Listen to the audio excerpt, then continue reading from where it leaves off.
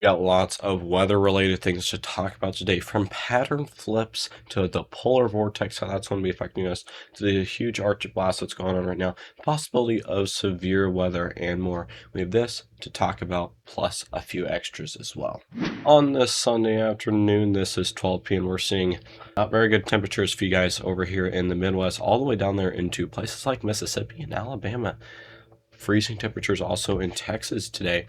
This is going to stick around for the rest of the day, where you can see places not get out of the negatives in Iowa and Illinois today. Thankfully, you guys there in Minnesota and Wisconsin will be able to get out of those negative temperatures. But look at that. When we get to Monday at 3 p.m., we can see that it doesn't actually get that bad anymore for a lot of places. It's actually going to warm up significantly in places like the U.S. We could see places get above freezing in North Dakota, which is pretty nice. And if we move this forward a little bit, we do have a freezing line that comes all the way down there into Florida. But then this will be out of our hair shortly after, and then also some very cold temperatures in the Northeast. After that, it's going to warm up dramatically for you guys in the Midwest, which is awesome. So then after this happens, we're going to see a massive pattern flip where it's actually going to be warming up, and we'll talk about that in just a minute.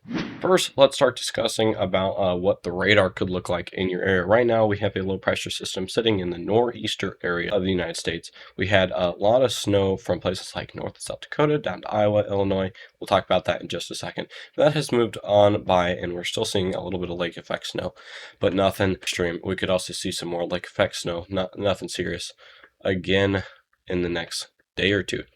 After that, we can see lots of rain in the west. It's not good for those people in the west. And then thankfully, the polar vortex is going to be calming down. It's going to remain one union. And then we're going to see a lot of the low pressure systems in Canada, not in the United States. So we're not going to be affected by a lot of the snow over the next few days. So we can see still tons of moisture pulling in to Washington, Oregon, California, and Canada. But that's going to move over mostly on the very northern portions of the US and Canada. Like I said, we have the possibility of seeing some severe weather on Thursday or Friday in places like Dixie Alley going up until Illinois, all the way to the Ohio Valley in Alabama. There's also the possibility that we could see a blizzard in places like North Dakota, South Dakota, and Minnesota. It's too early to tell exactly what's going to happen, but it looks like we're going to see the possibility of high winds and a little bit of snow for you guys in the northern portions of the US. But most of that extreme impacts of snow is going to be held there in Canada. We'll talk about why this is in just a moment. If we do have any severe weather, this is where it'll be. It shouldn't be too bad. We could have some hail and maybe some wind, but for the most part, it's looking like a long, messy thunderstorm. We can also see a little bit of lake effect snow from this system as well on Friday. And then after that, we don't know exactly what's going to happen, but it looks like some pattern flips are going to continue to occur. Let's talk about them. First, let's discuss our mid-level flow. Right now, we have a low pressure system sitting on the Great Lakes. This is what's brought our negative 20 plus degree temperatures to places like Minnesota. That's going to be moving on by, and it's going to get out of our hair, leaving. So then after this, we could see the possibility of maybe a little bit of troughing trying to come down here, but the polar vortex is going to remain pretty stable, which is going to cause all that cold Arctic air and those troughs to stay up towards the north. So it's lots of zonal flow.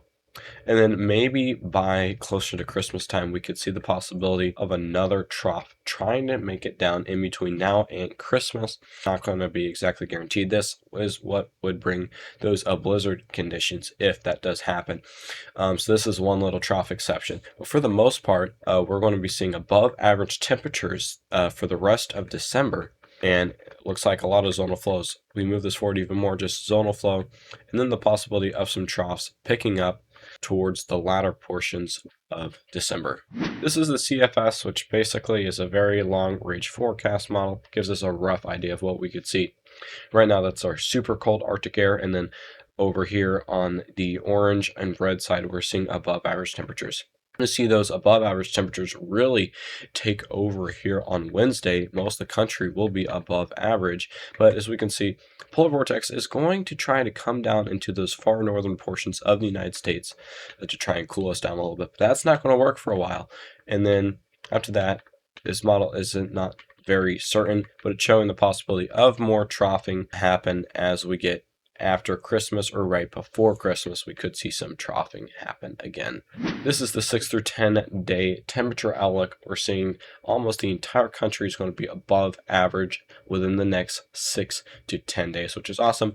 And the far northern portions of the US might be slightly below average.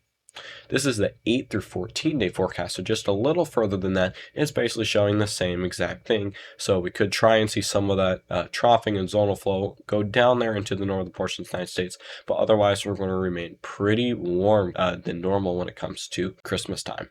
Here's an example of what one of those nice warm days could be like. We see a little bit of troughing going on here, which is what is giving our cold temperatures. But for a lot of places, we could see up to 60 degrees in the plains and stuff like that. Move this forward, we see the possibility of Arctic air trying to swoop in, but it seems to get not very far south and it gets swatted away by the high pressure. And then we could, again, like on this day, it's showing this is 2 days before Christmas. This is not going to be accurate temperatures, by the way. It just gives us a rough idea. It's showing all the way up to 80 degrees in places of Texas, which is pretty nice.